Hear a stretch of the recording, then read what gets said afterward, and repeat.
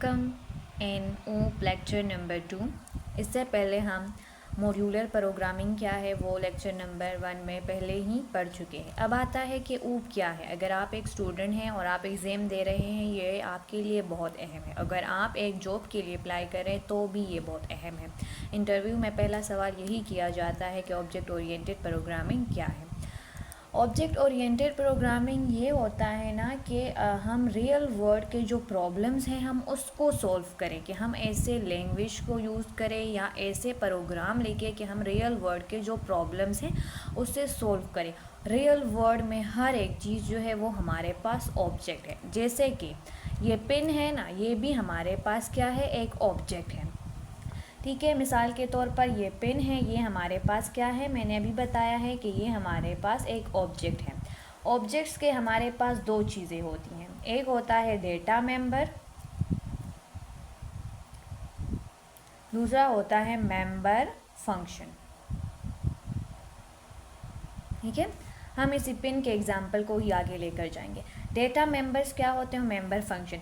Data member जैसे कि आप लोगों ने C++ पढ़ा होगा कि जिस तरह हमारे पास आम वेरिएबल होते हैं इंट ए इंट बी, ये क्या है हमारे पास, ये हमारे पास वेरिएबल होते थे वहाँ पर। यहाँ पर हम इसको नाम देते हैं डेटा मेंबर्स। ये पिन है तो इसके मेरे पास डेटा मेंबर्स होंगे। इसके मेंबर्स क्या हो सकते हैं, इसका हो सकता है इंट प्राइस, यानी इसकी कीमत क्या है, तो ये मेरे पास डेटा मेंबर है। अब इसका हम लिख लेंगे स्ट्रिंग, यानी कलर, इसका कलर क्या है, ये भी हमारे पास डेटा मेंबर्स में ही आते हैं। ठीक है, अब इसके है मेंबर फंक्शन। मेंबर फंक्शन का मतलब है ये क्या काम करता है, तो हम पिन से क्या लिखते हैं, एक्चुअली हम काम करते हैं। तो राइट जो है ये इसका हमारे पास क्या है, फंक्शन है। तो एक ऑब्जेक्ट है, हमारे पास दो चीज़ें होती है, एक होता है डेटा मेंबर, दूसरा होता है मेंबर फंक्शन। जिस तरह आम वेरिएबल होते हैं इसी तरह इसमें जो हम वेरिएबल को डेटा मेंबर्स कहते हैं।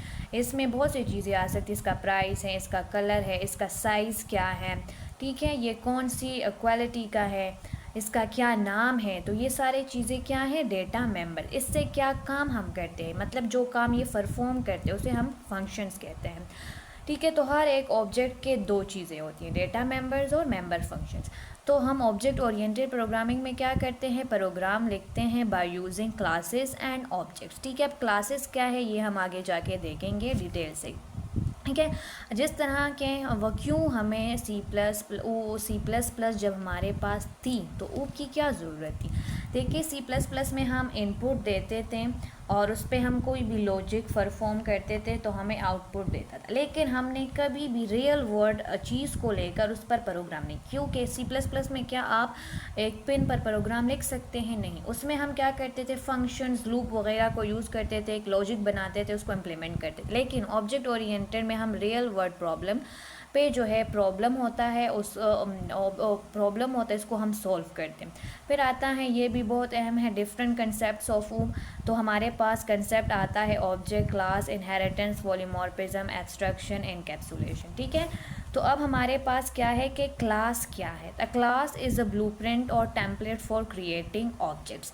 देखें, हमारे पास क्लास क्या होता है, नक्शा। जैसे कि घर का हमारे पास मैप होता है, नक्शा, तो वो हमारे पास क्लास होता है। ठीक है, और अ class is a user defined data type that contain data members and member functions.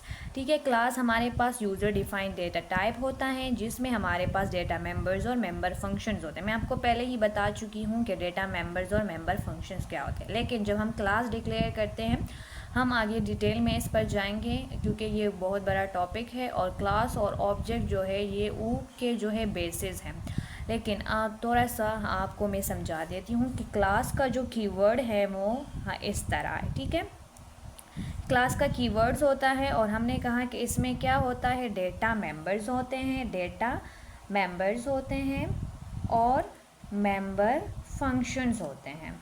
ठीक है, मेंबर फंक्शन होते हैं और क्लास का एक नाम होता है। मिसाल के तौर पर मैंने पिन रखी तो इसमें डेटा मेंबर्स होते हैं, मेंबर फंक्शंस होते हैं और क्लास हमेशा सेमीकोलन से एंड होती है। ठीक है, तो ये हमने पढ़ा कि क्लास क्या होता है।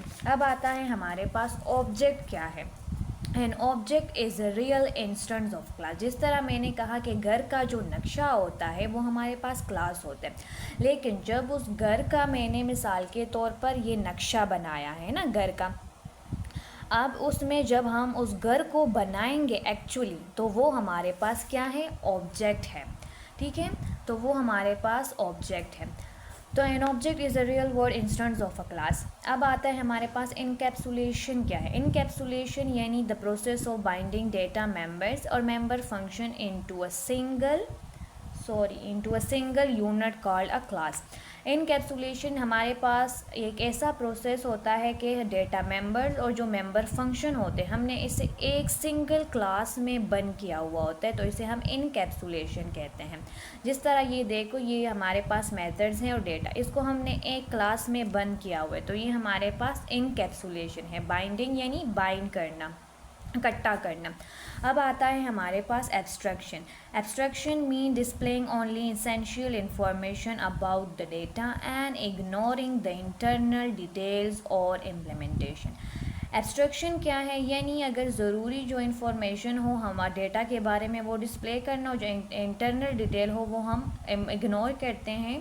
ठीक है, जिस तरह हम गाड़ी चलाते हैं तो हम ब्रेक एक्सेलरेटर को यूज़ करते हैं, लेकिन हमें पता नहीं होता कि इंटरनली ये कैसे वर्क करता है। That is actually abstraction. ठीक, inheritance mean one class can reuse the properties and functions of another class. जिस तरह के मतलब एक क्लास है जो कि दूसरे क्लास के जो प्रॉपर्टीज़ हैं, यानी बेस क्लास के या पेरेंट क्लास के, उसकी जो प्रॉपर्टीज़ है उसको रीयूज़ करेगा। मिसाल के तौर पर हमारे पास एक क्या है, बेस क्लास है ना, बेस क्लास है हमारे पास, इसका नाम है पर्सन। ठीक है, मैं एग्जांपल दे रही हूँ जनरल सा। इसमें नेम है उस शख्स का और एक एज है। ठीक है, उसका एक फंक्शंस है यानी वर्क। ठीक है, फंक्शन का नाम जो है यानी फंक्शन वो क्या करते हैं, वर्क। अब एक दूसरा क्लास है यानी डिराइव्ड क्लास जिसे हम कहते हैं। ठीक है, यानी चाइल्ड क्लास। ठीक है, इसने इनके जो नेम और एज होगा यानी इसको इनहेरिट किया, इसका भी वही नेम एज होगा। ठीक है, बेस क्लास के प्रॉपर्टीज़ को इन्हें इनहेरिट किया, नेम एज, और वही फंक्शन है वर्क। लेकिन इसके कुछ ओन प्रॉपर्टीज़ भी हो सकते हैं, जैसे कि वो चाइल्ड क्लास है यानी वो एक सन है, बेटा है, वो पर्सन है। ठीक है, तो सन का क्या काम होता है, स्टडी करना। तो इसमें क्या है कि इस डिराइव्ड क्लास यानी चाइल्ड क्लास ने इस बेस क्लास के जो डेटा मेंबर्स हैं और मेंबर फंक्शन हैं, इन दोनों को इनहेरिट किया है या ना, यानी रीयूज़ किया है। ठीक है, और इसके कुछ ओन फंक्शंस भी हैं, तो ये हमारे पास एक्चुअली इनहेरिटेंस है। ठीक है, कि बेस क्लास में जो हमारे पास डिराइव्ड क्लास है इसके अपने भी मेंबर फंक्शंस हैं और डेटा मेंबर्स हो सकते हैं, उसने बेस क्लास के डेटा मेंबर और मेंबर फंक्शन को भी यूज़ किया होगा। ठीक है, दैट इज़ इनहेरिटेंस। आता है polymorphism. Poly mean many, morphism mean form. यानी polymorphism mean one function can behave differently in different situation. यानी पॉलीमॉर्फिज्म में एक होता है कि एक ही फंक्शन होता है, वो डिफरेंटली बिहेव करते हैं डिफरेंट सिचुएशंस में। पॉलीमॉर्फिज्म हमारे दो किस्म के होते हैं, एक यानी कंपाइल टाइम पॉलीमॉर्फिज्म, एक रन टाइम पॉलीमॉर्फिज्म।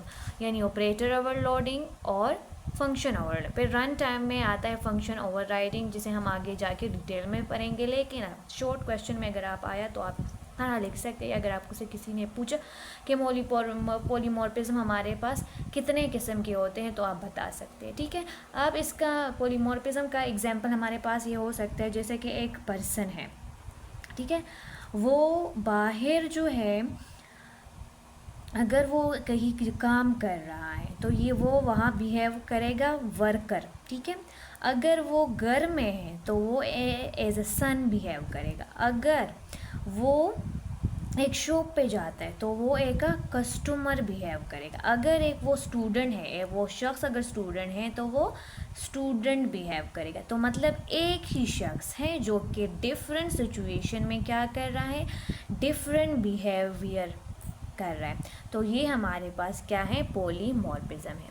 ठीक है, ज़्यादातर यही पूछा जाता है इंटरव्यूज़ में या कहीं भी कि ऊक के 4 पिलर्स के नाम बताएं।